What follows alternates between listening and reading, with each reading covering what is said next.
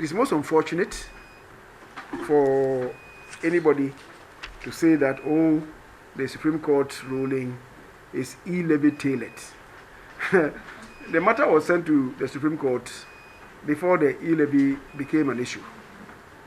If you remember, it was in July, in the vote for the approval or non-approval of the budget, when the NDC said that they had used 137 to reject the budget on a Friday, and we came on a Tuesday. November. That they had it was a Friday, and a Tuesday when we came back to say that no, what they did was unconstitutional because they required at least one half, and 137 is less than one half of the 275 membership of Parliament. So we came back and did what was right by using 138 to approve of the budget and economic policy of government.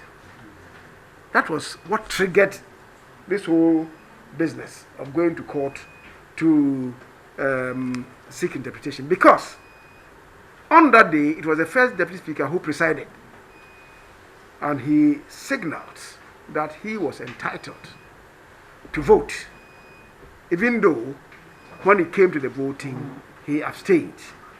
So that is it. It had nothing to do with the E Levy. Of course, now that we are dealing with the E Levy, maybe it may become relevant, but let nobody mislead Ghanaians and the world that the ruling is made by the Supreme Court to satisfy some people or some group of Ghanaians who want to approve of the E Levy. It had nothing to do with the E Levy.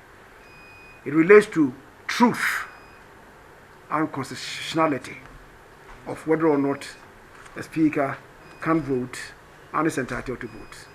Now let me go on to say this, for the avoidance of doubt, that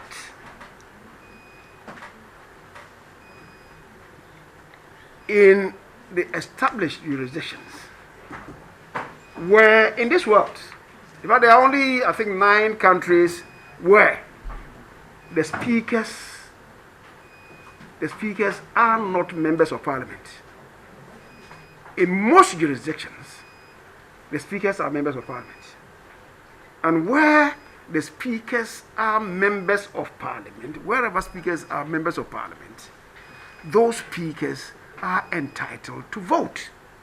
In all the established democracies, where speakers are members of Parliament, they do cast their vote. So, the US, for instance, is the flagship of presidential systems in the world. All the state legislatures, the speakers are members of Parliament, and they are entitled to vote. The federal Parliament, the House of Representatives, the Speaker is Right Honorable Nancy Pelosi, who visited us about 3 years ago. Nancy Pelosi is entitled to vote. Check Eskin May. So you go to our own sister country, Nigeria. All the state parliaments, all the speakers are members of Parliament. They vote. At the federal level, in Abuja, the House of Reps, the Speaker is entitled to vote. Now, in the Westminster system, the UK is a flagship of Westminster systems. And the Speaker of the Parliament of UK, of England, also retains a voting power because they represent constituents, and you can't deny and deprive constituencies and constituents of a vote as expressed through their representative, the Member of Parliament. It is the reason why the speakers who are members of parliament do vote. In Canada, in India, in Australia, in South Africa, in New Zealand, in India, which practice Westminster systems, the speakers, because they are members of parliament, do vote.